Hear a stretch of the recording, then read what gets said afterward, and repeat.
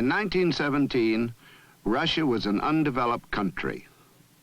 Today she is, next to America, the most powerful industrial nation in the world.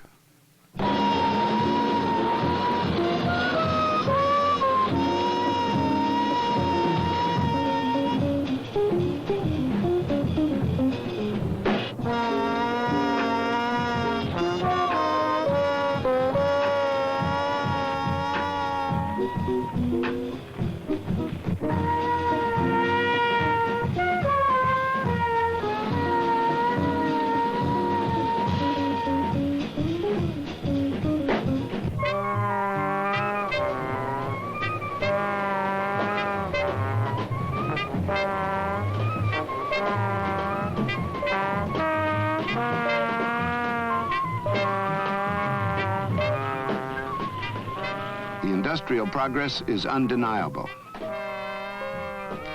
But what does it mean in human terms?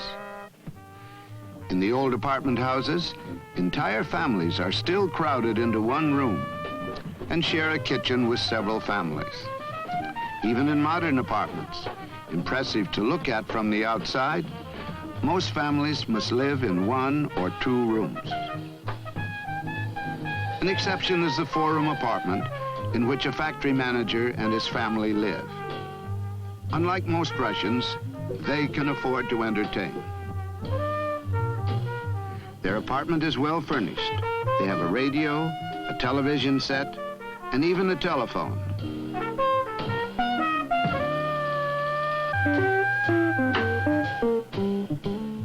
Economically, the communist system has been good to the factory manager.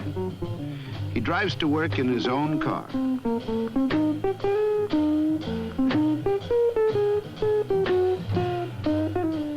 But filling stations are few, since only one family in 100 has a car.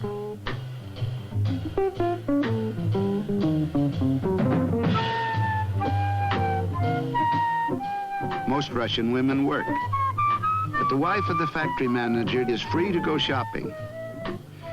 Since she is a member of the elite, she may visit a few luxury shops which handle imported goods. But even for her, the merchandise is expensive.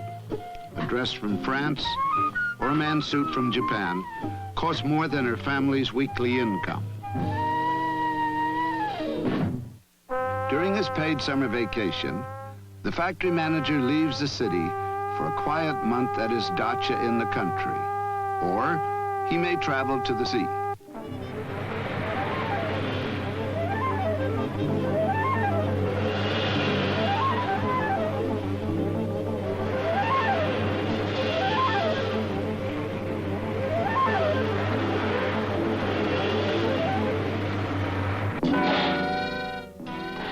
The life of the Russian worker is far more typical. By American standards, his hours are not bad. His wages are low, but he enjoys many important benefits: free medical care, free education, and low-cost housing. In a low-rent apartment house built by the state, a worker and his family of 5 are crowded into 2 rooms. They are fortunate to have a kitchen of their own. When the worker leaves for the factory, he must use public transportation. A small car would cost him 4 years' labor. Buses and subways are clean, efficient, and inexpensive. The fare is equivalent to 5 cents in American money. The wife of the factory worker has a job. In addition, she must spend several hours each day shopping for food. The lines are long, and except for bread, cabbage, and potatoes, most foods are likely to be in short supply.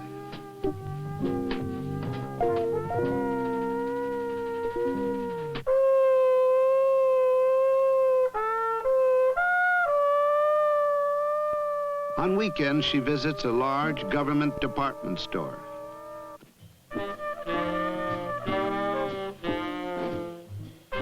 Quality of the merchandise has improved in recent years.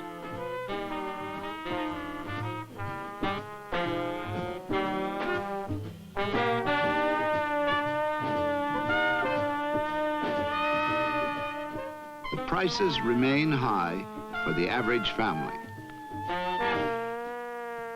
Clerks are not overeager.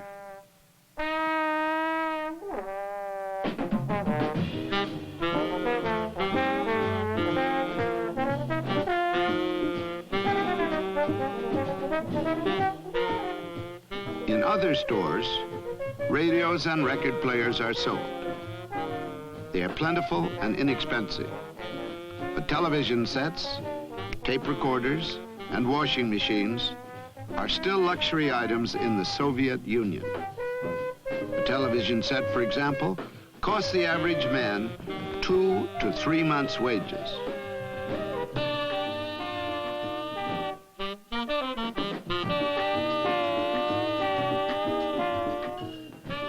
Like the factory manager, the worker also receives a paid vacation. Transportation is inexpensive, and like most Russians, he loves to travel.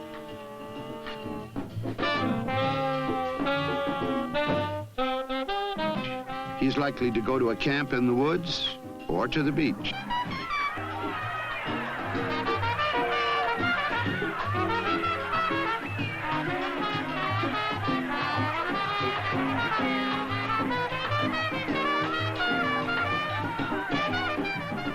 It lacks the tranquility of the private dacha, but it has charms of its own.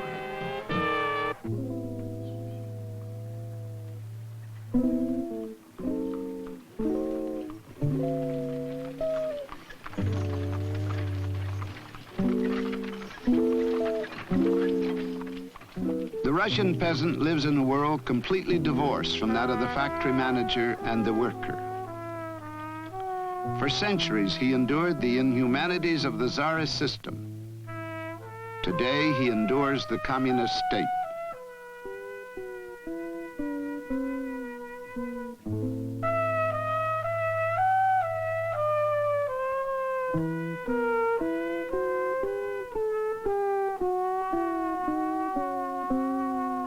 The peasants make up nearly 1/2 of the population.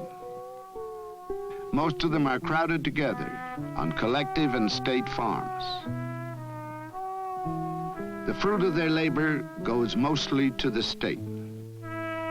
The peasant is independent by nature and resents working land not his own. During the Second World War, Stalin, hard-pressed by Nazi troops, allowed an increase in the individual small plot of land. Here the peasant, in his spare time, still grows his own fruits and vegetables. Summer and autumn, they harvest their small crops and take them to the nearest town to be sold at private markets. Such free enterprise is officially illegal in a communist state, but it is tolerated by the Soviet regime. Why? Because for many years, these private markets have supplied up to 1/2 of Russia's fruits and vegetables, and because their produce is superior in quality to that available in the large government markets.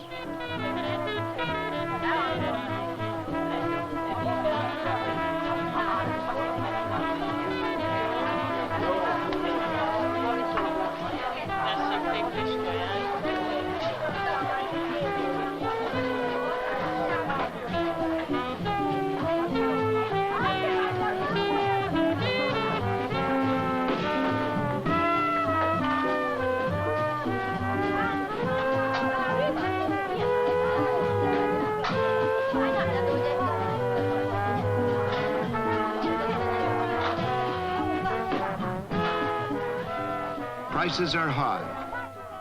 Good fruit is scarce. Even a green melon would cost the equivalent of an American dollar. A peasant woman's trip to the city may be her only vacation.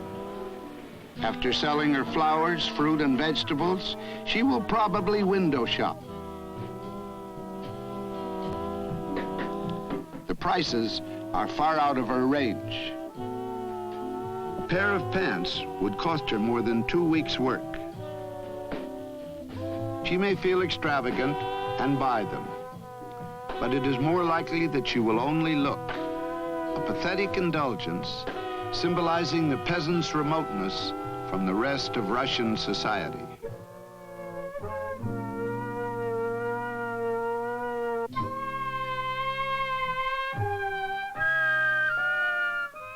The Russian people have long been told that the sacrifices of today will lead to the luxuries of tomorrow. They have sacrificed long and hard, and now at last they can see the promised land. But many see it only on the horizon. The poet Boris Pasternak captured their mixture of pride and impatience, of hopefulness and melancholy, when he wrote, "Man is born to live, not to prepare for life."